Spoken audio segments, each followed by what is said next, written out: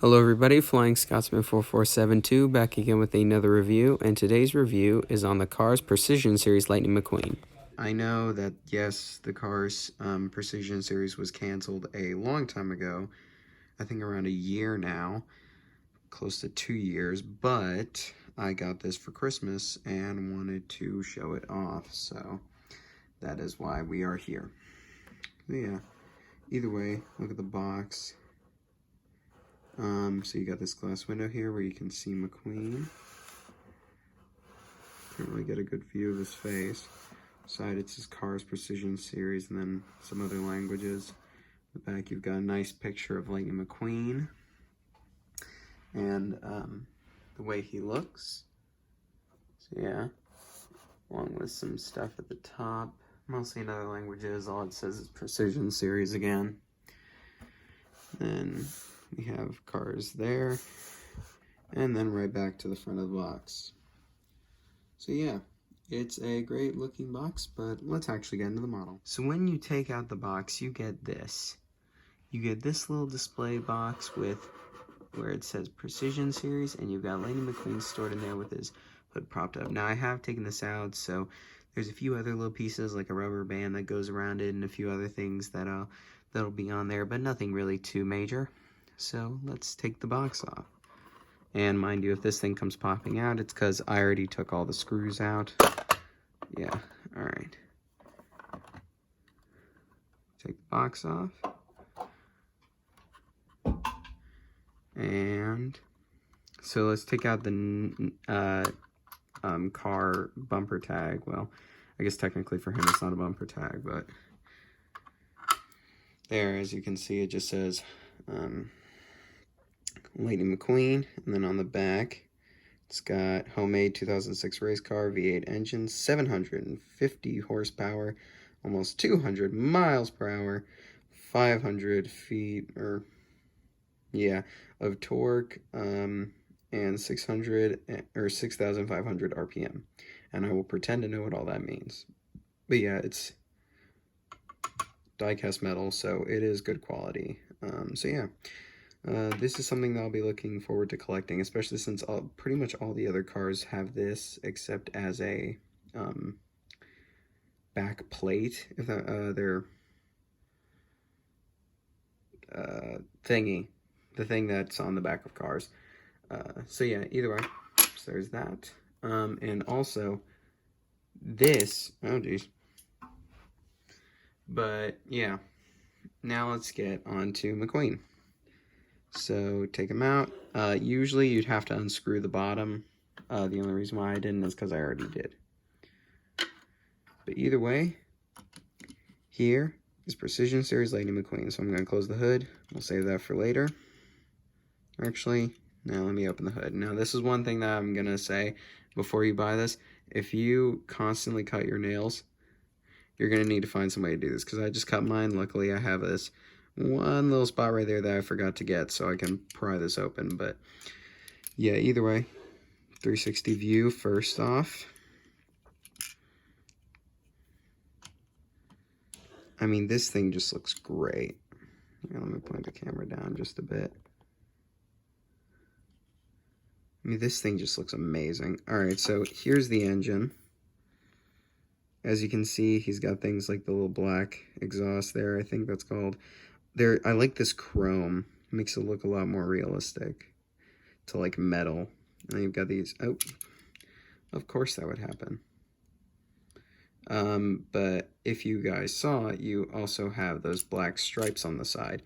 These are not present in the second release of McQueen, which was the fabulous Hudson Hornet McQueen, which I also plan to get. But they were present on this one. So either way, let's get into the nitty-gritty of the car. So first off, this car is based off the Cars 1 version, not the Cars 2, which I have back here, or the Cars 3 version. The reason why is I'm assuming Mattel wanted to produce something that would be very recognizable first and then go with something that was just now made. And I do really like that they did this, but it is based more off the wider model that was used in Cars 1 of Lightning, because like over time his model slowly got thinner, But yeah, either way, this thing looks awesome. So first off, he has his tires or treads because they put the treads on the tires for McQueen. They only did it for this one. But yeah, so you can see there's the little tire treads. They look really good. And he's also got this amazing under frame detail. It just looks so good. And on Ramon, from what I've seen, it looks even better because I think it's chrome. But yeah, and then you've got the rubber tires, so the light year is on the rubber, and yeah, and then you've also got the red and then the yellow. Now this is something completely new for Lightning McQueen. We have not seen this yellow. It is a little thick, but also I don't really mind as I get the attempt. On the next version of McQueen that they were going to release that had a paint job similar to this, the Rusty's McQueen from the beginning of Cars 3, this lining was like the thinnest lining ever. And I feel like if they had put that on this, it would have been way better. But I mean, I can see why they did it like this. I mean, at first they were experimenting with this, and then they were experimenting with that other version. So, like, I give props to Mattel for even doing this. As you can see, the wheels move quite a lot. That is because they are not, like, stuck to the chassis of the car. And I actually like that because it makes it a lot more realistic. Because it almost gives it a suspension type look, and it also allows you to move around the car a lot like it does in the movie. So yeah. But yeah, and this car just looks so good. You can see the sponsors on the side of the body right there, if it will focus. My camera is choosing to not focus. There you go. So you got ones like Octane Gang, Mood Springs, No Stall, Leakless, RPM. Got the Piston Cup one right up there. So yeah, lots of them. You've got his little lightning bolts, which appear to be blue, which I thought they were always gray, but could be wrong. It might be like a bluish gray, but I'm just seeing it more blue. You got his 2 headlight stickers, which I really like. They look really good. You got his mouth with some teeth at the top and a tongue. Yeah, that's not teeth, that's a tongue. You got the little exhaust pipe showing through here. You've got the medicated bumper ointment with the Rusties above it and his yellow rookie stripe. You got his 2 back head or light stickers, and you've got all the silver things that hold his spoiler to him. And even on the spoiler, it has the little Rusties logo, which on a lot of my, or on pretty much almost all of my Cars 1 versions, except for the final 3-pack or whatever, where it was him with his tongue sticking out and the 2 blown out tires, I've never had a McQueen with this. I have never done it. Not even my Dynaco McQueen has the version which has him with Dynaco on it. So yeah, but I'll be going into those comparisons later. But yeah, and then you've got the detailing on the hood, which just looks great. So yeah, this model is great. So now let's get into some comparisons. So first off, we're going to do a comparison of Cars 1 McQueen. Now, I know this is technically not Cars 1 McQueen, but it is the one with the tongue, because my other one is in a bit of a situation. Yeah, I really liked these things when I was a kid. But just to go over the expression, a lot of people have a problem with this one. I personally don't mind either. I think this one looks really good, but I also really like this one. So, to be honest, I can go either way. I do think that, though, this one is just a bit more accurate. But, yeah. So, yeah, either way, let's get into the more nitty-gritty details. As you can see, the bodies are different. It is slight changes, but you can tell. This McQueen's actually taller than this one. A lot more things have been changed. For example, the colors on this one are a lot more vibrant than this one, although that one could be due to old age. Same with the wheels here, that could be due to old age, but I think that these were always like a more dark maroon of anything. On the back, the yellow and red is a lot darker on this one than it is on this one, and I personally like the way that this one looks more. If you get in closer and see, you can't really see that, but the rusties on this one is a lot brighter as well. Get the rusties back here. The position is slightly changed, but not really by much. Obviously, the biggest thing is no rubber tires or treads, and also no underframe paint. It is all just molded. It seems like they based this one off this one because this one was always really accurate, but this one they just painted. But it is different, as you can tell, because it is slightly bigger. Like I'm lining up the two cars right there. These are different models, so yeah. These models, though, look great. And obviously, this one has an opening hood and this one doesn't. This one has the rubber tires and this one doesn't because it's a standard release. There are also a few other details, though, that were left off. For example, the rusties back here.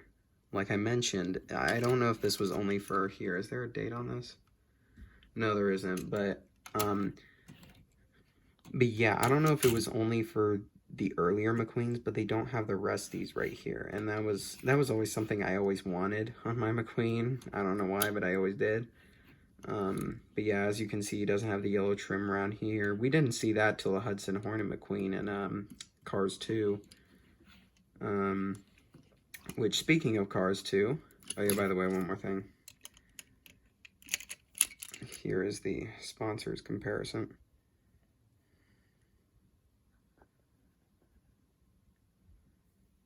There's the sponsors comparison. They're a lot easier to read on this one than this one, but they both look good. But now, let's do a comparison of Cars 2 McQueen. Now this one I got recently, so it's a lot less faded out.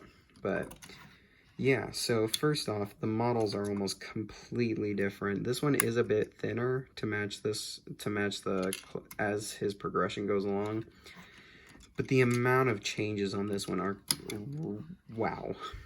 For one thing, the wheels, like just the rims, are completely different. It does have red lining instead of the yellow lining, which I think is really cool. As you can see, it has the flames on the side, almost like the Cars 3 version. And it has the World Grand Prix spoiler. You've also got the Piston Cup Hudson Hornet logo, where this one has the Rust-eze logo. The different expressions. I really like this one over this one. This one has always looked a bit weird to me, but I mean, I still like the expression. So yeah, and then you've got the difference in sponsors. This one right here has way more than this one because this one only has like 3. It's World Grand Prix and All in All and whatever that flag there right there is. World Grand Prix, I think. I think that's another logo. And then you've got the sponsors on the back.